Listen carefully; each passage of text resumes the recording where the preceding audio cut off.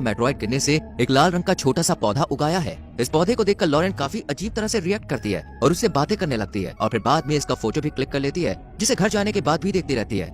Lauren घर पर meteoroid के बारे में और डिटेल्स निकालती है और तभी उसे एक रशियन लेडी का इंटरव्यू मिलता है, जिसमें ये लेडी बताती है कि कुछ समय पहले यहाँ भी मेट्रॉइड गिरा था, जिससे केमिकल रिलीज हुआ और जिस जगह मेट्रॉइड गिरा था ना, वहाँ पर एक पौधा भी उगाया था, लेकिन रशिया ने इसे जल्द ही खत्म कर दिया। जिसके बाद इस शहर के खतरनाक वातावरण को देखते हुए उस शहर को सील कर दिया गया ताकि कोई भी यहाँ की जहरीली हवा के चलते मारा ना जाए। साथ ही रशियन पुलिस ने इस इंटरव्यू देने वाली लेडी की भी गोली मार के हत्या कर दी, जिससे कोई भी इस लेडी से कुछ भी सवाल जवाब ना कर सके। ये सब देखकर यूएस आर्मी को लगता है कि रशियन आर्मी हमसे कुछ छुपा रही है। इसके बाद हम 2 यूएस डॉक्टर्स को देखते हैं जो कि एक लाश का पोस्टमार्टम कर रहे थे। ये शख्स भी मेट्रॉइड की जहरीली गैस की वजह से मारा गया था। अब डॉक्टर्स उसके शरीर पर एक कट लगाते हैं, जिससे इसकी बॉडी से लाल की जगह काला खून निकलना शुरू हो जाता है। डॉक्टर को लगता है कि ये पॉइजनस गैस की वजह से हुआ है, लेकिन कुछ देर बाद ये ब्लड इसके शरीर में वापस चला जाता है और जो कट का निशान था वो भी भर जाता है। और फिर ये मरा हुआ शख्स आंखें खोलता है और उठकर बेड पर बैठ जाता है। ये सब देखकर डॉक्टर्स की आंखें तो खुली की खुली रह जाती हैं। वहीं लैब के बाहर लॉरेन के साथ मौजूद सभी लोग इस मरे हुए शख्स को देखकर काफी ज्यादा खौफजदा हो जाते हैं, लेकिन डॉक्टर्स हिम्मत जुटाते हैं और इससे बात करने की कोशिश करते हैं, लेकिन ये शख्स कोई भी रिएक्शन नहीं देता।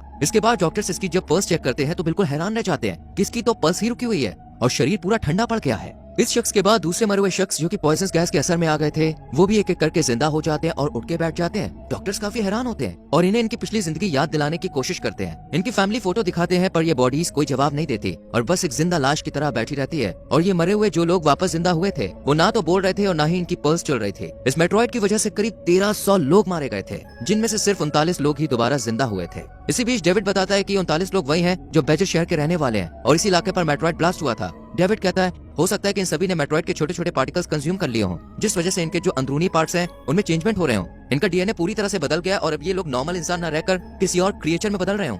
लेकिन अब किसी को कुछ भी समझ में नहीं आता कि ये सब क्या हो रहा है। इसी बीच लॉरेन अपने टीम लीडर के पास जाती है और उसे बताती है ठीक इसी तरह से रशिया में भी मेट्रॉइड गिरा था, वहाँ के भी ऐसे ही हालात बदल गए थे। जाहिर है कि इन सब के बारे में रशिया अच्छे से जानता होगा, लेकिन रॉजर लॉरेन की बातों को सीरियसली नहीं लेता और उसे नजरअंदाज कर देता है। अब जिंदा हुए लोगों का कंक्लूजन निकालने के लिए खास मीटिंग रखी जाती है। यहाँ इन लोगों पर की गई स्टडी के मुताबिक बताया जाता है कि भले ही वो जिंदा हो गए हों, लेकिन उनका दिल काम नहीं कर रहा है। इसी तरह उनका दिमाग भी पूरी तरह से बंद पड़ा है, लेकिन हाँ डीएनए में चेंज हो रहे हैं। ये सब सुनकर यहाँ बैठे सभी लोग काफी परेशान हो जाते हैं। भला कोई इंसान बिना हार्ट बीट के कैसे जिंदा हो सकता है। कुछ लोग कहते हैं हमें इन लोगों को अभी मार देना चाहिए ताकि आगे चलकर हम इंसानों के लिए कोई खतरा ना बने। यहाँ मौजूद लॉरेन भी ये सब बातें सुन रही थी और वो सामने आकर सबको बताती है ठीक ऐसी ही घटना रशिया में भी हुई थी जो कि काफी दर्दनाक थी। हमें आगे आने वाले मुश्किल वक्त के लिए खुद को मजबूत बना लेना चाहिए। इसी बीच लॉरेन अपने पास्ट में चली जाती है और अपने डैड को देखती है और यहाँ पे हमें पता चलता है कि एक दिन लॉरेन के फादर उसे लेकर एक मिस्टीरियस प्लेस पर गए थे, जहाँ के बारे में किसी को भी बताने के लिए उसके फादर ने मना कर दिया था और लॉरेन ने भी इस जगह के बारे में किसी को नहीं बताया। फिर मीटिंग खत्म होती है और लॉरेन उसी रूम में जाती है जहाँ सभी लोग मरे हुए दोबारा जिंदा हुए थे।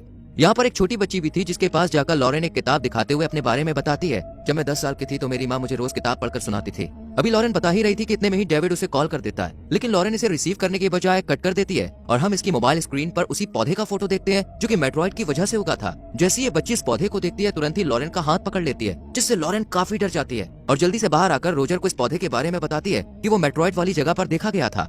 इन लोगों की गर्दन नॉर्थ की तरफ थी। ये देख डेविड कहता है इसी दिशा में बेजर शहर है जहाँ पर ये रहा करते थे और यहीं पर मेटेरॉइड गिरा था। कहीं इन सबका आपस में कोई कनेक्शन तो नहीं है। थोड़ी देर बाद इन सबको न्यूज से पता चलता है कि ये छोटा सा पौधा 2 दिन में बहुत बड़ा हो गया है। ये सुनकर इन्हें लगता है कि 2 दिन पहले मेट्रॉइड नहीं बल्कि एलियंस ने ही इस पौधे का बीज फेंका होगा। इस पौधे की रिसर्च के लिए लॉरेन और डेविड के साथ एक मरे हुए वापस से जिंदा इंसान को भेजा जाता है। जैसे ये शख्स इस पौधे के पास जाता है तो इसकी आंखें नीली हो जाती हैं और साथ ही ये कुछ अजीब सी हरकतें भी करने लगता है और कहता है कि मैं तुम लोग के साथ वापस नहीं जा सकता हूँ, क्योंकि अगर मैं नॉर्मल वातावरण में गया तो मैं मर जाऊंगा। इसलिए ये लोग इस शख्स को यहीं छोड़कर वापस सेंटर में आ जाते हैं। एक इंटरव्यू में लॉरेन बताती है जो भी इंसान उस पौधे के टॉक्सिक वातावरण में जाता है वो मर जाता है, लेकिन जब मरकर वापस से जिंदा हुए लोग उसके पास गए तो वो न सिर्फ मूवमेंट करने लगे बल्कि वो उस टॉक्सिक वातावरण में आराम से रहने भी लगे। यानी इन लोगों को उस एनवायरनमेंट से कोई खतरा नहीं है। इसके बाद लॉरेन के फादर उससे मिलने आते हैं और पुरानी बातें याद करते हुए कहते हैं तुमने अपने 8th बर्थडे पर मुझसे साइंस लैब मांगी थी और मैंने कमरा तुम्हें ही दे दिया था जहाँ तुम साइंस एक्सपेरिमेंट यूनिवर्स में इतनी खोई रहती थी कि तुम्हें इस दुनिया का कुछ पता ही नहीं रहता था और इसीलिए तुम्हारी माँ भी तुम्हारे लिए परेशान रहती थी और आखिर में उनकी डेथ हो गई थी। ये सुनकर लॉरेन काफी उदास हो जाती है और इसके फादर यहाँ से चले जाते हैं। इसके बाद लॉरेन उसी पौधे के पास बैठे शख्स के पास जाकर उससे बात करती है।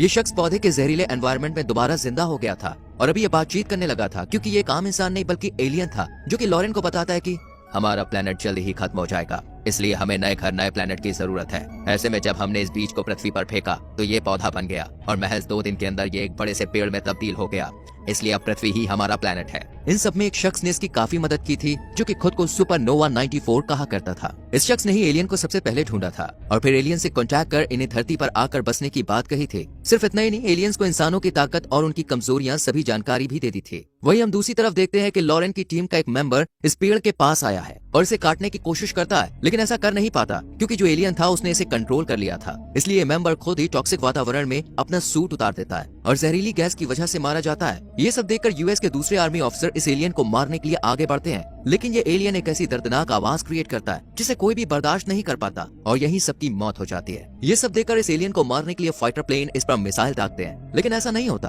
क्योंकि इस पेड़ ने अपने चारों तरफ एक सुरक्षा कवच बना लिया था, जिससे मिसाइल इस एलियन तक पहुंच ही नहीं पाती है। इसी बीच इस पेड़ से काला धुआं रिलीज होता है जो कि धरती पर फैल जाता है। जो भी इंसान इसके संपर्क में आता है वो मारा जाता है। ये धुआं दोस्तों इतना खतरनाक था कि पेड़ पौधे सभी बेजान हो जाते हैं, फसलें खराब होने लगती हैं, धीरे धीरे सब कुछ तबाह और बर्बाद हो रहा था। ये देखकर लोग काफी घबरा जाते हैं कि दुनिया खत्म होने वाली है और इसे बचाने के लिए अपने अपने भगवान से प्रेयर करते हैं। इसी बीच लॉरेन अपने पुराने घर में जाती है और यहाँ अपने आप से बातें करती है और फिर यहाँ से चली जाती है। जहाँ सब लोग इतने परेशान थे वहीं लॉरेन को काफी रिलैक्स फील हो रहा था, जैसे वो इस सबसे काफी खुश हो। इसके बाद लॉरेन एलियन के पास जाती है, जहाँ एलियन बताता है कि तुमने ही हमारी मदद की है, तुमने शुरू से ही उस पौधे को जिंदा रखा, उसे खत्म होने से बचाया, वरना आज हम अपने मकसद में कामयाब ना हो पाते।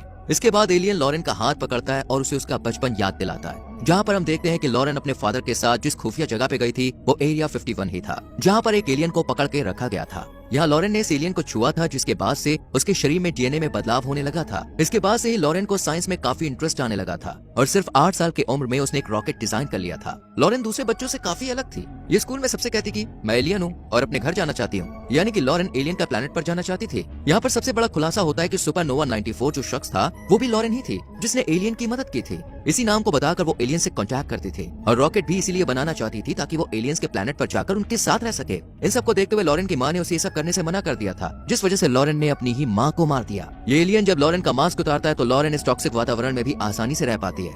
धीरे धीरे इंसान खत्म हो जाते हैं और ये एलियन अंडे की तरह की कुछ चीजें हर जगह फैला देते हैं, जिनके ब्लास्ट के बाद एक काला धुआं निकलता है जो कि इंसानों को मौत के घाट उतार देता है। अब धरती पर एलियन ही थे और लॉरेन को भी लग रहा था कि अब वो अपने घर पर है। दरअसल जब बचपन में लॉरेन ने एलियन को टच किया तो उसका डीएनए बदलने लगा और वो भी एक एलियन में बदल गए। इसलिए उसने एलियंस को धरती पर आकर अपने साथ बसने के लिए कहा और अब वो खुशी खुशी इन एलियंस के साथ रहती है और मूवी